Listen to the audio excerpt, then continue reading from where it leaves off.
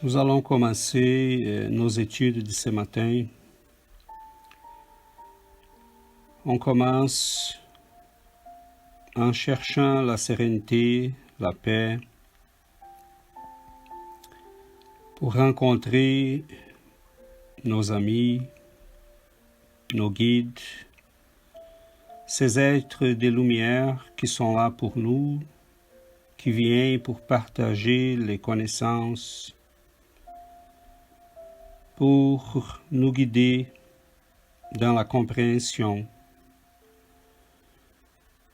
de manière à que cette compréhension puisse être transférée dans nos vies,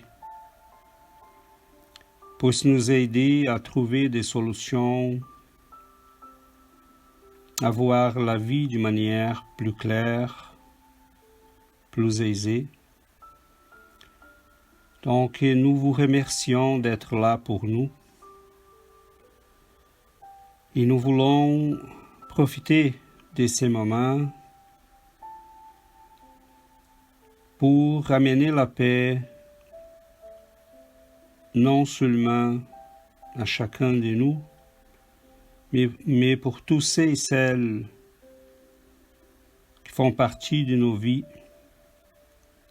qu'on rencontre dans notre semaine, qu'ils puissent aussi recevoir cette même lumière, la paix, la tranquillité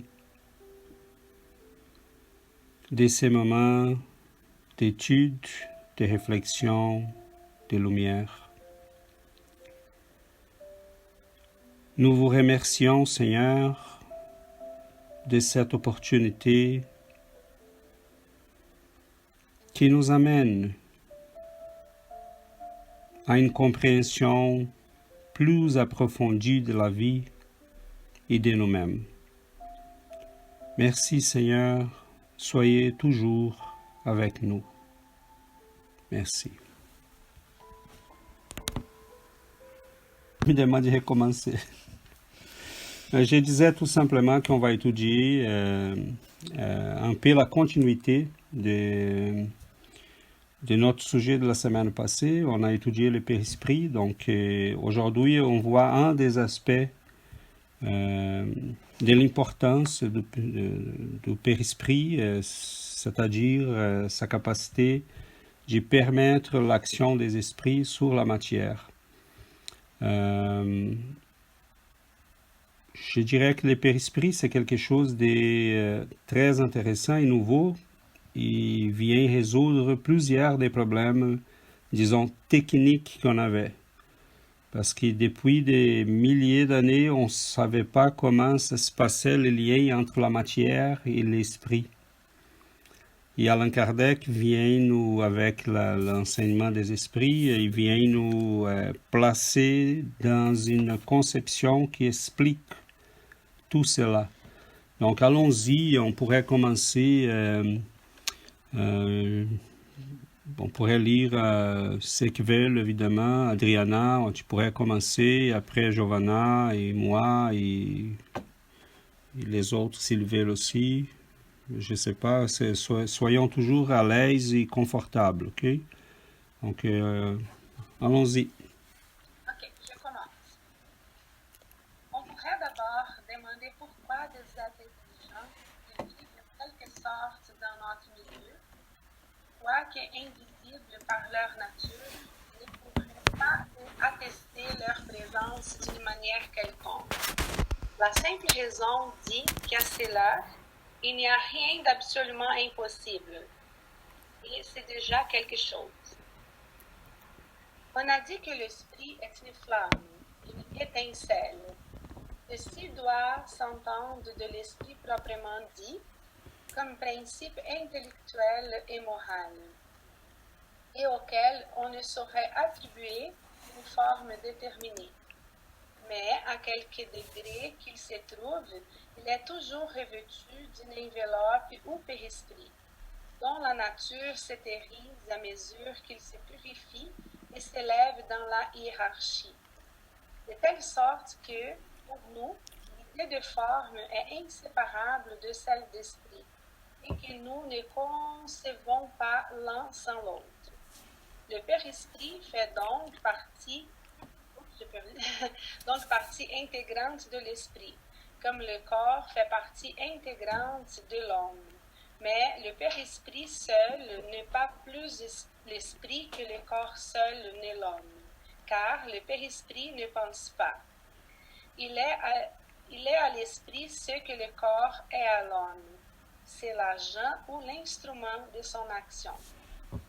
Très intéressant ces petits morceaux. Mais la matière subtile du Père-Esprit n'a point la ténacité ni la rigidité de la matière compacte du corps. Elle est, si nous pouvons nous exprimer ainsi, flexible et expansible. C'est pourquoi la forme qu'elle prend, bien que calquée sur celle du corps, n'est pas absolue. Elle s'y plie à la volonté de l'esprit, qui peut lui donner telle ou telle apparence à son gré, tandis que l'enveloppe solide lui offrait une résistance insurmontable. Débarrassé de cette entrave qui l'y comprimait, le Père-Esprit s'étend ou s'y resserre, s'y transforme en un mot, s'y prête à toutes les métamorphoses, selon la volonté qui agit sur lui.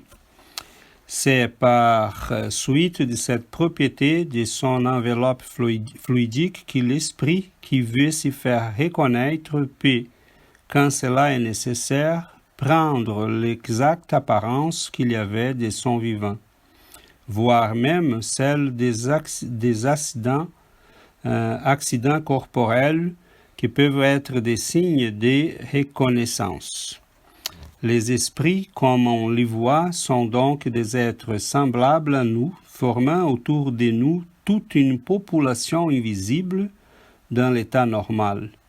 Nous disons dans l'état normal parce que, comme nous le verrons, cette invisibilité n'est pas absolue. La nature intime de l'esprit, proprement dit, c'est-à-dire de l'être pensant, nous est entièrement inconnue.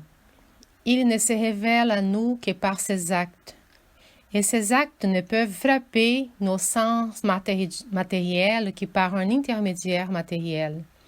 L'esprit a donc besoin de matière pour agir sur la matière. Il y a pour instrument direct son périsprit. Comme l'homme a son corps, or, son périsprit est matière, ainsi que nous venons de le voir.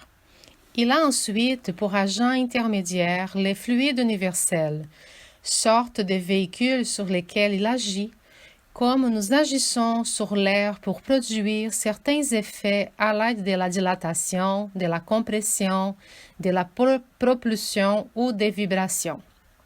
Envisager de cette manière, l'action de l'esprit sur la matière se conçoit facilement. On comprend dès lors que tous les effets qui en résultent rentrent dans l'ordre des faits naturels et n'ont rien de merveilleux. Ils n'ont paru surnaturels que parce qu'on n'en connaissait pas la cause. La cause connue, le merveilleux disparaît, et cette cause est tout entière dans les propriétés semi-matérielles du périsprit. C'est un nouvel ordre de faits qu'une nouvelle loi vient expliquer, et dont on ne s'étonnera pas plus dans quelque temps qu'on ne s'étonne aujourd'hui de comprendre à distance de correspondre à distance par l'électricité en quelques minutes. Peux-tu lire le dernier, Yuri?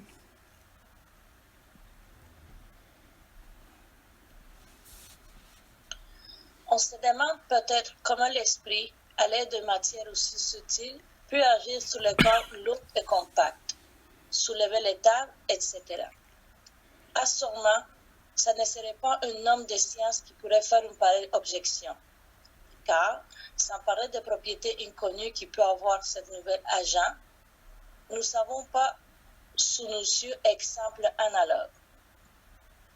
N'est-ce pas dans les gaz les plus raréfiés, dans les fluides impondérables que l'industrie trouve son plus puissant moteur? Quand on voit l'air renversé des édifices, la vapeur traîner des masses énormes, la poudre gasifiée soulevée des rochers, l'électricité brisée des sables et percée des murailles, qu'y a-t-il de plus étrange à admettre que l'esprit, à l'aide de son périsprit, puisse soulever une table? Quand on sait surtout que ce périsprit peut devenir visible, tangible et se comporter comme un corps solide. Je m'excuse, je vois dans mon téléphone. La prochaine fois, je vais utiliser l'ordinateur, c'est Non. petit. Il n'y a pas de problème, ça, Ah, très c'est bien. correct, très bien. Merci. Donc, voilà, je pense que on remarque qu'Allan Kardec fait référence aux tables quelquefois. C'est parce que, bon, là, on a les phénomènes des tables tournantes qui, on pourrait dire, ont entamé les phénomènes, la question spirite en Europe. Mais je trouve qu'il y a un aspect dans tout ça qui est... là, je fais les mots pour initier, pour débuter, mais là, je vous laisse la parole tantôt. C'est un mystère, hein, parce qu'on a des phénomènes. Si on prend toute l'histoire de la médiumnité, des phénomènes médiumniques dans la Bible, dans les temps anciens, et on regarde tout ça, on verra qu'il y a là des choses qui s'y passaient et qu'on n'avait pas la compréhension. Ça, on pourrait dire, bon, ça nous a pris quelques milliers d'années pour avoir cette compréhension-là, parce que là, c'est avec l'espiritisme qu'on verra et qu'on sera capable de comprendre ces choses-là. Mais bon, ça a été à la même époque de l'espiritisme qu'on a eu la compréhension des virus, des bactéries, jusqu'à Pasteur et quelques-uns de... Quelques scientifiques de cette période-là, on savait rien des virus, des bactéries. On vivait sur cette planète avec eux sans rien savoir. Donc, les esprits, je dirais, ils sont plus présents que les virus l'étaient parce qu'on n'avait aucune idée que ces êtres-là existaient. Donc, aujourd'hui... bon, l'espiritisme nous permet de comprendre tous ces phénomènes-là. Il y en a, si on prend seulement la Bible, c'est impressionnant, vraiment impressionnant la quantité de phénomènes qui sont décrits là-dedans, des gros phénomènes médiumniques. Parce qu'on parle des médiums qui étaient d'une grande puissance, hein, les prophètes... Moïse et plusieurs autres, sans compter Jésus, évidemment. On verra qu'on est devant, en face, vraiment des grands médiums. Mais on ne savait rien, on ne comprenait rien. Comment ça se pourrait qu'ils étaient capables d'écouter des voix, produire des phénomènes physiques. Enfin, on voit l'esprit comme quelque chose d'immatériel. Et dans les livres des esprits, ils vont dire il n'est pas immatériel, il est non corporel. C'est différent. Parce que cette étincelle-là, cette flamme qui représente l'esprit, c'est une manière de représenter, mais ce n'est pas nécessairement qu'il y ait rien. Il y a quelque chose qui, c'est difficile pour nous de définir. Mais ce qui fait le lien entre cette flamme-là, cette étincelle, cette lumière, si on peut dire, et la matière, c'est le fait que l'esprit, il y a un corps aussi qui est semi-matériel. Et ce corps semi-matériel permet le lien entre l'esprit et la matière grossière dans laquelle on vit. Et ce sont les propriétés de ces corps-là qui vont expliquer plusieurs phénomènes qui avant on n'était pas capable d'expliquer. Donc je vous laisse la parole pour qu'on puisse jaser et discuter un peu plus. Sans que je garde toutes les les mots pour moi. C'est drôle parce que moi, par exemple, j'ai pensé beaucoup de temps que l'esprit, pardon, je suis sûrement, que l'esprit, c'était une sorte de fumée qui n'avait pas de matière. Mais on voit bien que, oui, c'est une sorte de matière plus légère, et que cette matière va se relationner avec la matière, va entrer en relation avec la matière. J'ai trouvé intéressant au début de le texte, il a dit en relation avec la communication, c'est possible ou pas. Et on avait étudié qu'après la mort, on va porter dans notre esprit notre individualité, notre être, notre pensée, toutes les choses qu'on a appris, notre conscience. Donc, c'est naturel si on apporte notre conscience avec l'esprit, notre amour, notre relation avec toutes les personnes on a la possibilité de se communiquer. Parce que nous sommes matière et encore, on apporte notre individualité. Donc, c'est normal qu'on peut établir une relation de communication. C'est normal, c'est rien de surnaturel, de film d'horreur ou quelque chose comme ça. C'est normal parce que nous avons un périsprit, la personne aussi. Donc, nous sommes dans les mêmes niveaux de matière. Oui. Donc, il y en a encore la matière, peut-être d'une façon plus subtile, plus légère, mais encore matière.